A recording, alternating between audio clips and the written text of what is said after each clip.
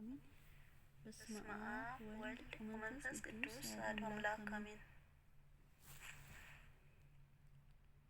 አንድ አምላክ በመሆን በአብ መንፈስ ቅዱስ ስም አሜን።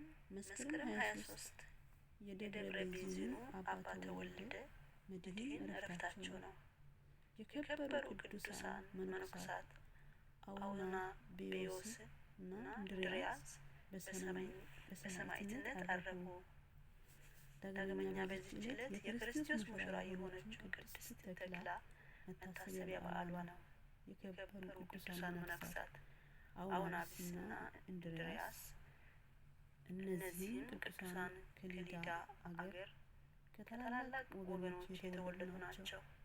ገና በልጅነታቸው የእግዚአብሔር ፍቃድ አስነሳቷቸው በአምላካዊ ምክር ወደ ተሰማምተው ሶርያ ውስጥ ወደሚገኝ አንድ ገዳም ገብተው መነኮሱ። ከመነኮሱም በኋላ እጅግ ወደ ከበረና ወደ ተመሰገነ ወደ አባ መቃርስ ዘንድ ሄደው ደቀ መዛሙርት ሆነው በታላቅ ተጋድሎ መኖር ጀመሩ። አባ መቃርስም እያገለገሉትና ምክሩን እየተሰሙ በጾም በጸሎት በገድል ተጠምደው ሲኖሩ ዝናቸውን ሁሉ ዘንድ ስለተሰማ አውናብዮስ መርጦ ኤጲስቆጶስ እስክንድርያ ደግሞ ቅስና ሾሟቸው። ከተሾሙም በኋላ የክርስቶስ በጎች በመልካም አጠባበቅ ጠብቋቸው።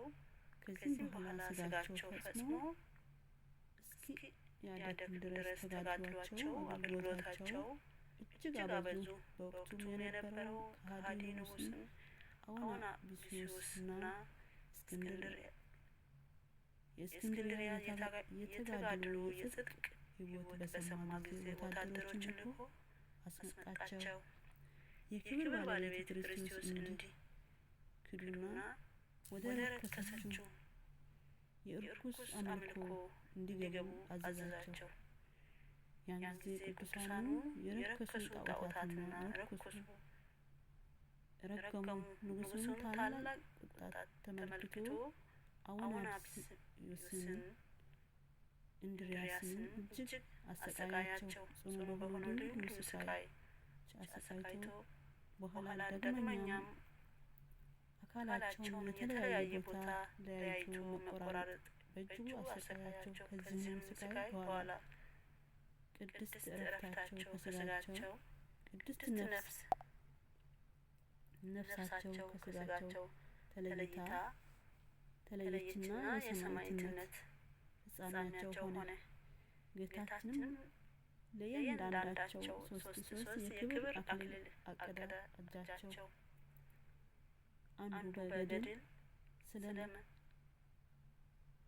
ስለመጠመዳቸውና ስለ ምንኩስናቸው፣ ሌላኛው ስለ ክህነት አገልግሎታቸው ሲሆን ሶስተኛው ደማቸውን ስለ ቅዱስ ስሙ ብለው ስላፈሰሳቸው ነው።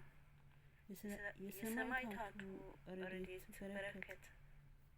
በረከታቸው ይደረብን፣ በጸሎታቸው ይማረን። ዳግመኛ በዚህ ዕለት የክርስቶስ ሙሽራ የሆነችው ቅድስት ተክላ የመታሰቢያ በዓሏ ነው። ይህችም ቅድስት የመቄዶንያ አገር የታላላቅ ባለጠጎች ልጅ ብትሆንም ዓለምን ንቃ የሐዋርያ የቅዱስ ጳውሎስ ረዳት ሆና ወንጌልን በሕይወቷ ሰብካ ያለፈች ታላቅ እናት ናት። ከሃዲው መኮንን ይዞ የሚነድ እሳት ውስጥ ቢጨምራትም ጌታችን በተአምራት ከእሳት አድኗት በስውር ወደ ቅዱስ ጳውሎስ ሄዳለች።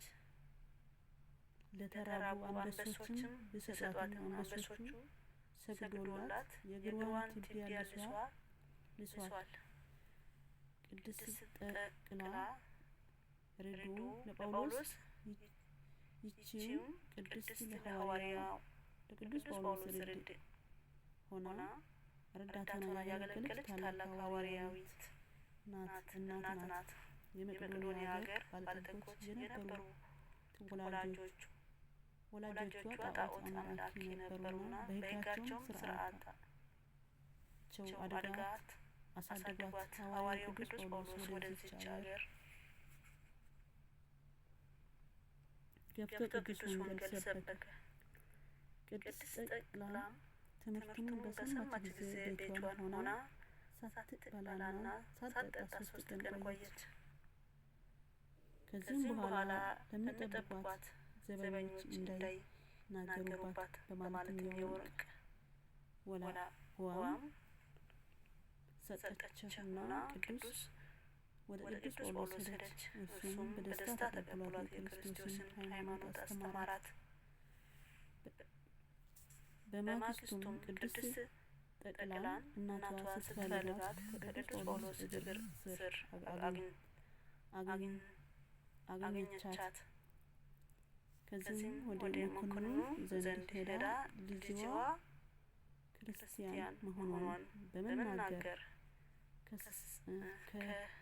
ከሰሰቻትና ለመኳንኑ አሳልፋ ሰጠቻት። መኮንኑም ሁለቱም ቅዱስ ጳውሎስና ቅድስት ጠቅላን እንዲያመጧቸው ወታደሮች ላከ። ካመጣቿቸውም በኋላ በመጀመሪያ ቅዱስ ጳውሎስ ወደ እሳት ወረወሩት። ነገር ግን እግዚአብሔር በታምራት አዳነው። ቅድስት ጠቅላም ግን ለአገሩ ልጅ መቀጣጫ ትሆን ዘንድ መኮንኑ ሰውን ሁሉ ከሰበሰበ በኋላ ወደ እሳት እንዲወረውራት አዘዘ። እሱም ግን በመስቀል 3 ምልክት ካማተበች በኋላ ራሷ ፍቃድ ማንም ሳይነካት ዘላ ከእሳቱ ውስጥ ገባች። ነገር ግን በእግዚአብሔር ስውር ጥበቃ ልኮ እንደ ቅዱስ ጳውሎስ እሷንም ማንም ሳያት ከእሳቱ ውስጥ ወጥታ ቅዱስ ጳውሎስ ካለበት ደረሰች።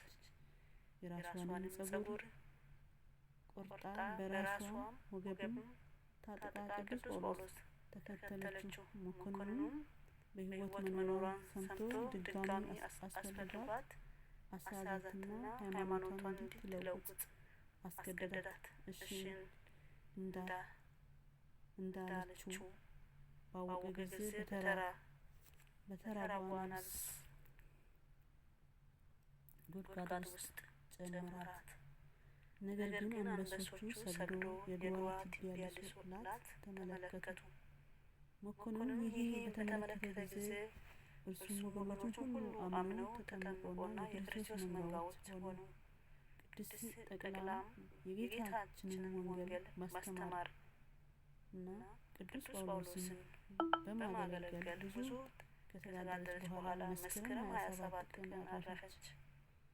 የዕረፍቷ ረድኤት በረከት ይደርብን፣ በጸሎቷም ይማረን። ገድለ አቡነ ፊልጶስ የደብረ ብዙ አባ ወልደ መድኅን በዚህ ዕለት ዕረፍታቸው መሆኑ ስም ይጠቀሳል። የከበረችው በረከታቸው ትደርብን። ከገድላት አንደበት